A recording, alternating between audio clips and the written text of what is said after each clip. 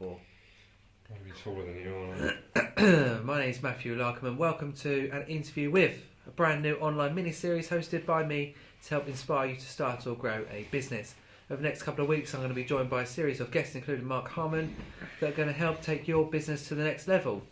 Joining me on today's programme we've got Mark Harmon from Red Book Productions. Hello Mark. It's not actually that. It's welcome to the video show with our first guest, Matthew Larcome. That's first me. guest. Co-host.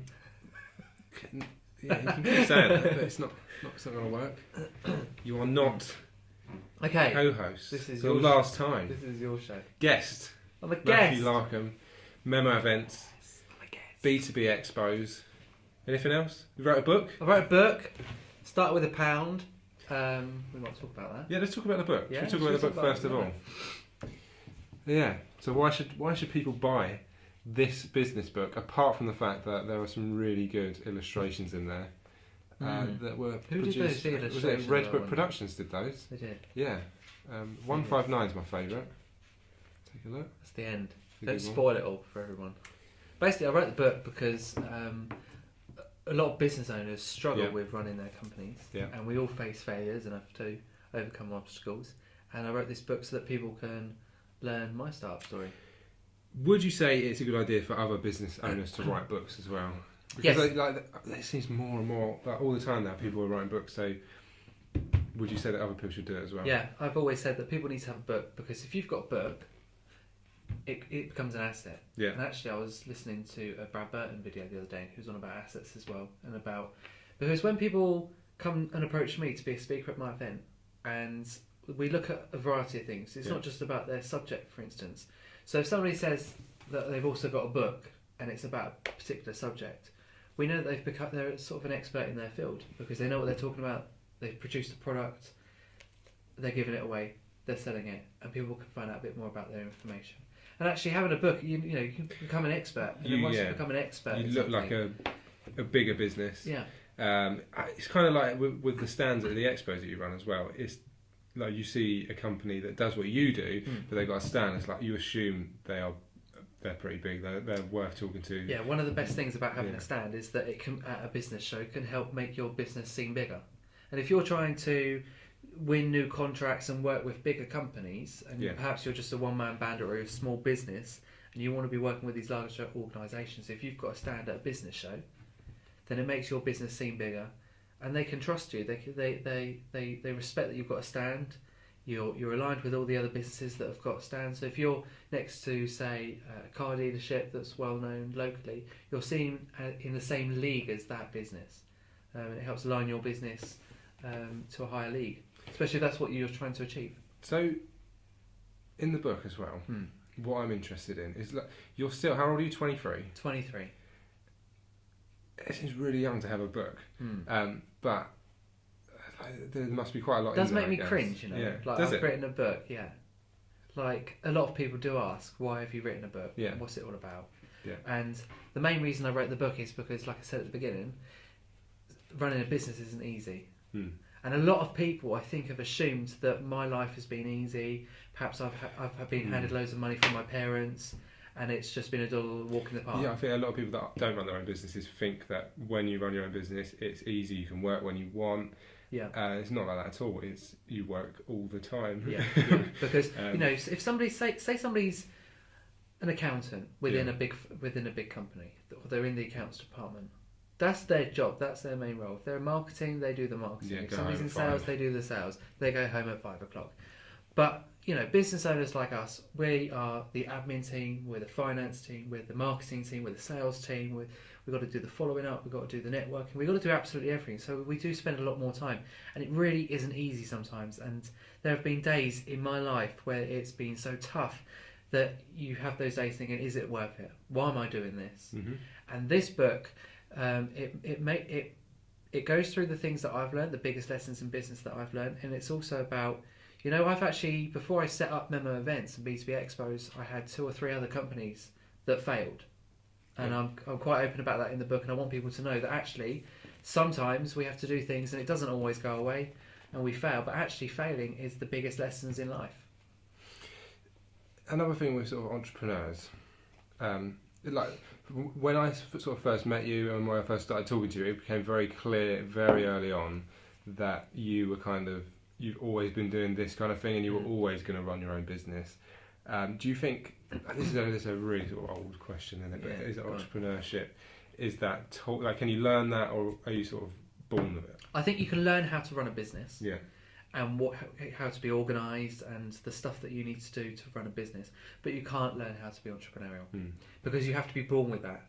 And being entrepreneurial is all about knowing where the opportunity is, seeing the gap in the market, thinking that time isn't on your side and that you need to act and respond quickly to things.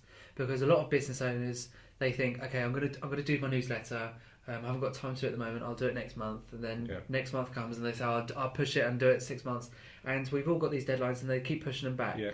That's a small business owner, and that's how most small business owners think. But if you want to be an entrepreneur will say, okay, we've got to do the newsletter. It has to be launched next week. They put a deadline, and they say, right, we're going to do our newsletter. Sign up. They're making themselves responsible, and they actually achieve it because they put a deadline on it. I talk about deadlines in the book and how it's really important to actually achieve a lot in such a short amount of time, because a lot of people have said, well, you're only 23, how have you achieved so much in such a short period of time? And I say it's all about using deadlines and the motivation and to achieve what you want to achieve in life. Cool. That's all in the book. It's all in the book. Where can you get the book? You can get the book you'll be able to get it on Amazon shortly, and you can also go to itstartedwithapound.co.uk. You can actually order the book on the website, and it can get sent to you in the post. I've actually got this book and I'm going to start reading it, so I'll let you know what I think of the book in a future episode of the video show. Yeah. So yeah, you can't wait for that one. Some people have read it and they've told me it's quite. Well, one person said it wasn't as cringy as I thought it would be. So that's what's quite interesting about it. Like, you sort of think that it's cringy, so why are you doing it anyway? That's kind of because if somebody reads it, it won't be cringy to them. It's cringy for me because it's my story. I've experienced it. It's my life, and it's like, will people actually? Because people don't actually care what I've achieved. That's the honest truth. People don't care that I've got this business. They want to learn all the times that I've messed things up, the failures that I faced, and it's those lessons that they're going to take away from the book. And within the book, there's the big lessons of business that I've learned, and I've called them Matt's Memos, and there's 20 of them within the book. And each of them is a core business lesson, something that I've learned, something that I've implemented in my own business. And just by implementing them into your own life and business, you will achieve sweet success. And they're not crazy. One of them's like keep it simple. One of them's find a way. Yeah. Whatever is in your way in your life, whatever obstacle is there, you think you can't achieve something, find a way, because there always is a way to achieve whatever you want to in life. Cool. That's enough about the book. Yeah. Buy the book. Buy the book. But this show, after all, is called the video show. So let's talk about video. Mm-hmm. I wonder how that's going to look on green screen. It's going to look crazy. See that? This is the magic of videos, because people can't tell that there's a green screen behind here. It's actually a green screen. So yeah, we're revealing all this is like behind. Should we show the green screen now? Yeah. See? It's green. So we change it back. Change back. Magic of video. Oh, can I be bothered to do that in the edit? So yeah, video. How have you sort of used video up till now in your business? Videos are important because, especially for the really events scripted. That it sounds scripted. It sounds scripted. It's not scripted. Don't script it. That's how scripted. Okay. That's how good. That's how much of a professional I am. Scripted show. Mark is saying it sounds scripted when it's not scripted. It's not a scripted show. But it's because I know this message quite well. Yeah. I know yeah, go. Right. I'm not going to interrupt. Because especially when you're organised, I'm going to speak to the viewers. It feels like I told you to say. I'm going to speak to the viewers now. When you've got a video, and when you're running a business show, for instance, people that haven't attended, they can't experience the atmosphere, and that's what they're missing.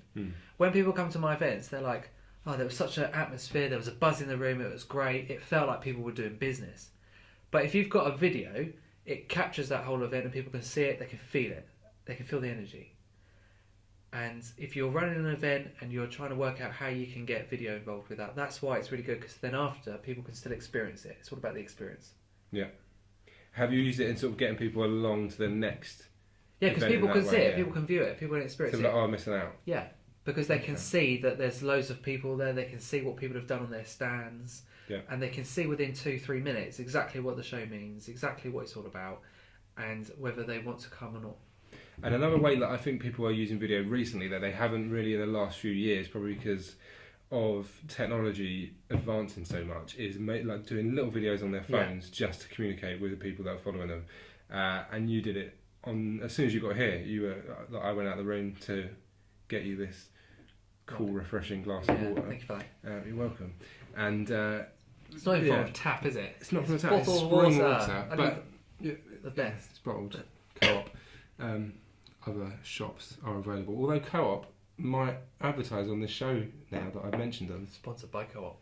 Yeah, go for it. If anyone from the Co-op is watching, Co-op water, fresh. Where was I? So yeah, videos on your phone. How important is that to keep it in touch with your audience, even like on a daily basis? Really quite easy. Everyone can do it. Everyone's got a smartphone now. Okay, so everyone's got a smartphone. Yeah. Everyone's got access to a camera. Yeah. But you can do it so easily. People nowadays, they like to see what's going on behind the scenes. Yeah. People love that. You know, I was having a conversation with this lady on Twitter yesterday, and I put some pictures of my office when I was doing some book signing in my office, and some lady commented on the state of my desk. She said, "Your desk is so tidy compared to mine." And I said, "Well, I'd love to see a picture of your desk." And it's things like that that people like to see. Yeah. People like to see videos of people's offices, what's going on. So even though that we'll send out some people some nice polished videos of promoting the books and stuff, people actually like to see, well, how did we create the videos? And it's that sort of stuff, because actually that makes us more real, and the more real that we can be to people, the more honest we are, the more friendly we are, and the more that people can trust us because we're being ourselves. And the more that you can be yourselves, the better. I think that's spot on as well, because I think the best videos we've done are the ones to promote ourselves, not for other clients, but to promote ourselves, have been the behind the scenes ones. So people can see what's gone on behind it. They'll then sort of link to the videos that we've done, but they wouldn't necessarily know what. And there's a massive trend about this. If you look, even just looking on TV, and the sort of programs that are on TV now, they're all about behind the scenes of big companies, what the staff get up to and stuff like that, and the hotels, because people are interested in it, because it's not daily life that we all see. We just assume it happens, but sometimes we like to know how it happens. And another reason why I wrote the book, because people that might want to know. It's a story that no one will know. Yeah. And it's kind of a story I haven't read the book yet, because I only got it yesterday. But from what I've heard, it's sort of like, I never knew about you. Yeah. And that's what's really interesting. Yeah, and people can do exactly the same with videos. Yeah. You know, so...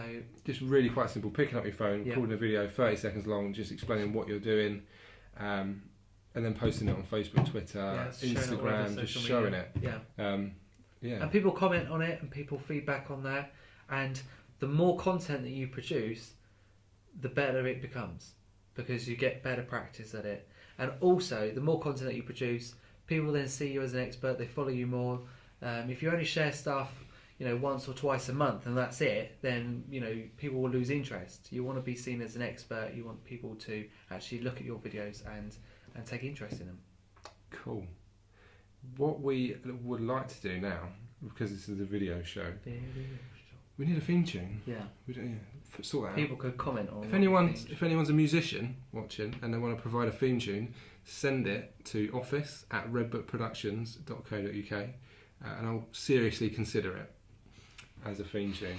Might not get on the show, but I'll seriously consider it. So, have you got any questions that you'd like to ask the people watching about what they're doing in terms of marketing their business? Have you got any questions for them? Well, one of the biggest things that I learned, one of the businesses that I ran and failed, was because it was called Distribute Direct, and it was a leaflet distribution company. A lot of people won't know this, but it's all in the book. Buy the book. But it was all about marketing and how I personally run out of money to advertise my own business.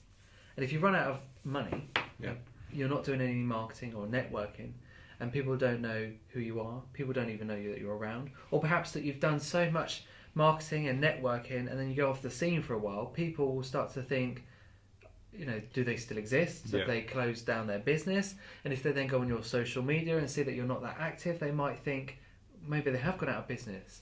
So it's really important that you're constantly marketing yourself. So if anybody is struggling with marketing or needs some advice, and a lot of people want to know what marketing they can do for free, what's the best thing to do for free? Yeah. And actually that's just by going to free networking events, using the videos on your phone, social media. There's so much marketing that you can be doing that produces activity and content that's absolutely free.